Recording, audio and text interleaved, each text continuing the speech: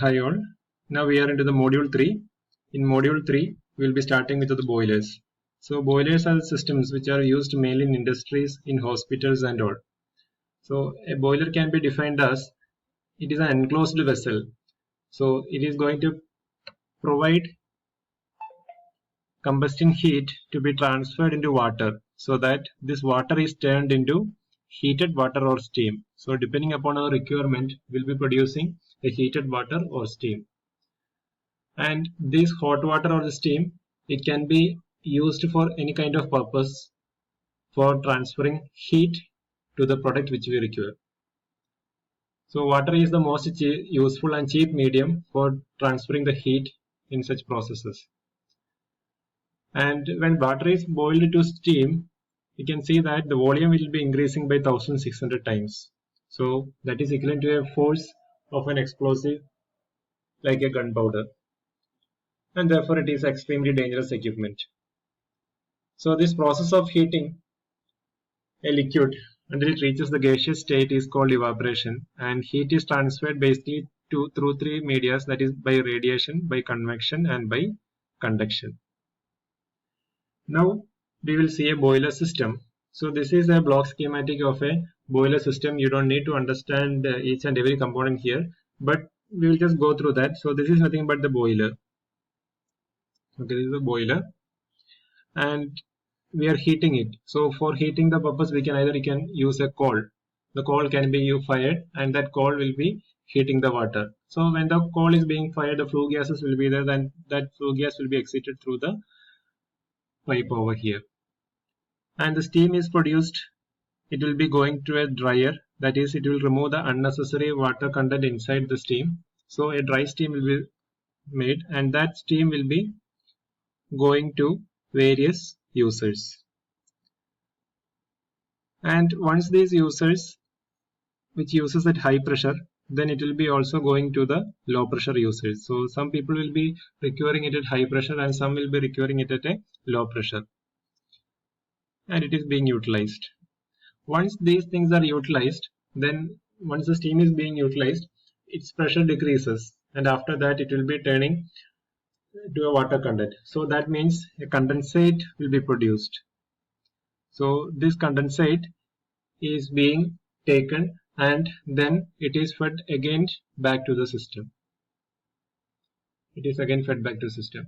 And along with that boiler, we also have a blow down process which we will be discussing in our coming sections.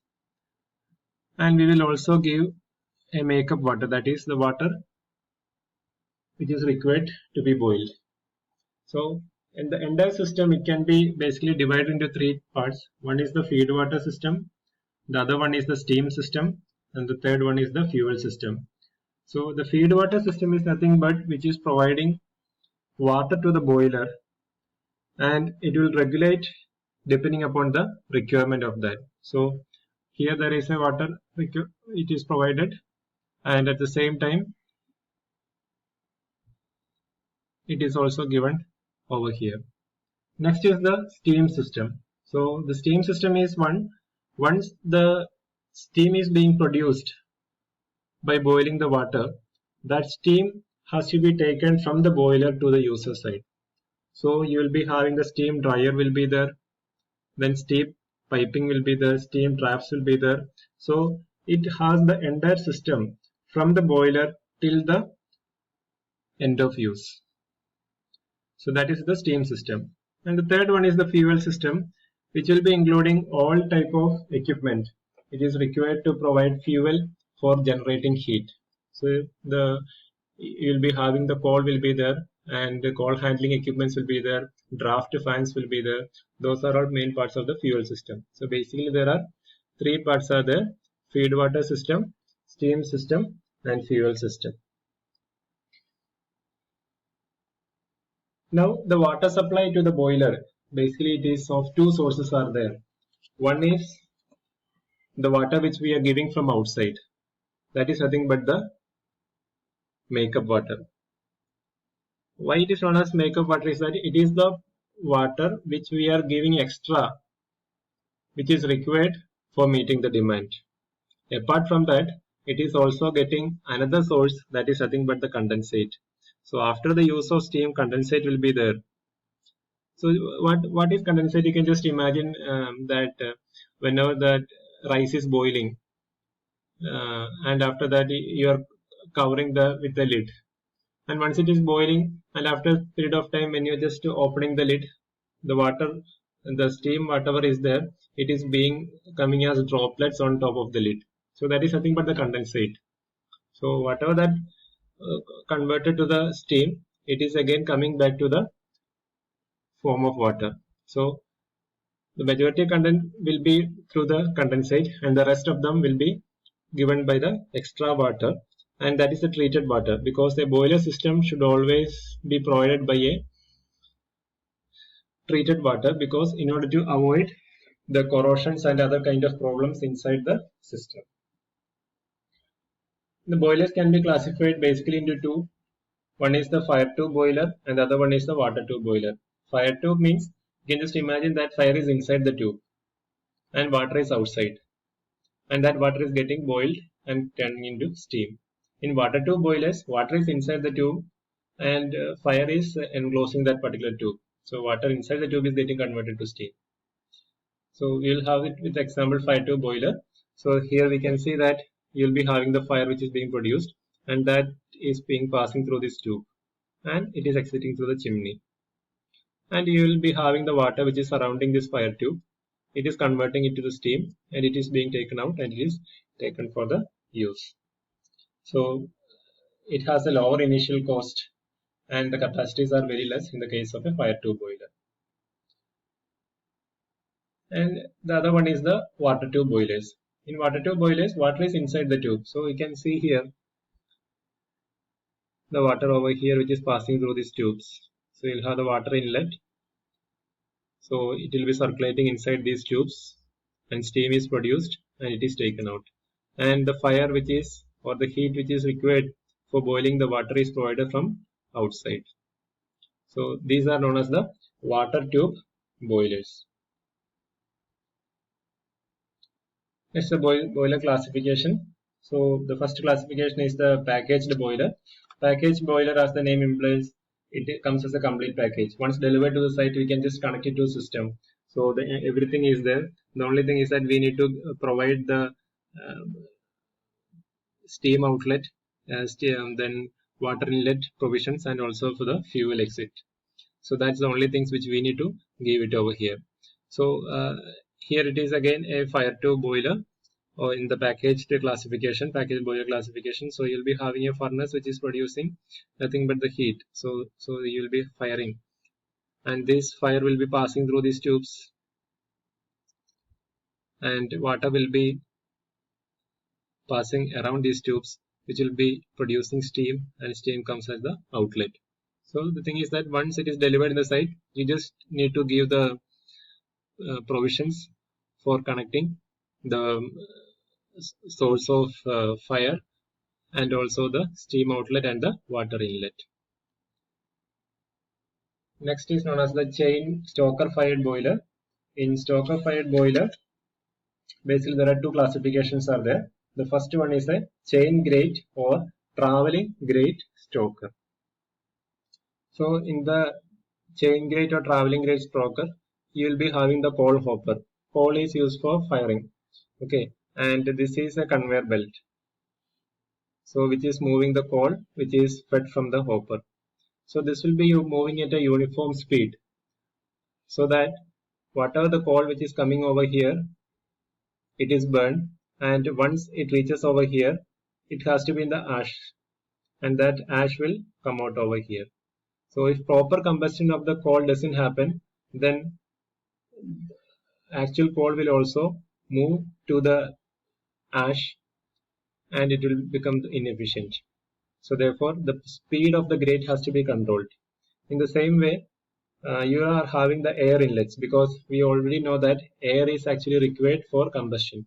So proper air has to be provided while combustion of coal is happening in the case of chain grate or travel grate stoker. So that heat is being produced and it is given to the boiler in order to produce steam from water. Next one is known as the spreader stroker. In spreader stroker, it utilizes a combination of suspension burning and grate burning. In the earlier case, there was no suspension. The coal is directly coming from the hopper. It is moving onto the grate and it is moving. But in the case of spreader stroker, there is a suspension which is happening. So that means the coal is being fired in suspension. So here you will be having the coal hopper and then a feeder will be there. And there is a spreader that is nothing but a rotating system.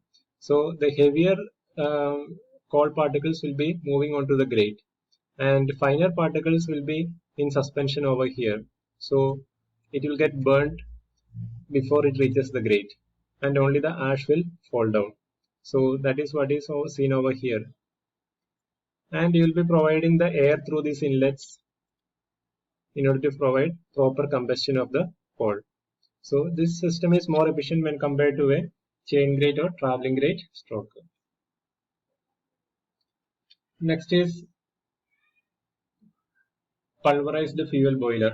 So the pulverized fuel boiler, it will be using coal which is of very fine powder, and this air and fuel, that is nothing but the coal, is being fired through a nozzle and a secondary air is also provided. So it is at a high pressure which is coming inside all the four nozzles, and inside that, in suspension, the coal will be fired at the center and it will turn to ash and it will settle down. So this is most commonly used type of boiler, and mainly this kind of boilers are water tube boilers. Next is the fluidized bed combustion boiler or FBC boiler. So the basic understanding is that whatever the fine these dots, whatever you are seeing is nothing but sand. Just imagine that you are having a sand in a tumbler. So the entire sand will be settled at the bottom. Now just imagine that you are providing high pressure of air from downward. So what will happen to this sand particles? The sand particles will move upward. So depending upon the pressure of that, it will give a boiling effect for that sand. That is, sand particles will be moving up and down like this. So that is known as a fluidized bed, a bed which is moving. Now just imagine that bed is temperature is increased so that it reaches the ignition temperature of the coal. That means sand particles temperature increases. Now each sand particle, when it is having a bubbling effect, what happens is that the area of that sand particle will be larger when compared to that of settling down at the bottom portion. So now to that bubbling effect of that fluidized bed, you are providing coal. Coal is being provided at fine particles. So what will happen is that since the sand particles has already reached the ignition temperature of the coal will get burned there itself. So because the area by which the sand particles get in touch with the coal is more when compared to getting it settled down. So therefore, these kind of systems are more efficient when compared to the earlier systems. So the water will be passing through that. So means the water is inside the tube. So these are water tube boilers, and then it is going as the steam, and the combustion gases will be flow through here, and the ash will be deposited at the bottom, and it can be removed. So that is the case of a fluidized bed combustion boiler. So this is the basic understanding of the boilers. Then we had the discussion on the parts of a boiler, sources of water in the case of a boiler system, and the types. So basic classification is water tube boilers and fire tube boilers. So in that you will be having different types are there, classifications are there: stoker fired, pulverized fuel, fluidized bed, and packaged boiler. Thank you.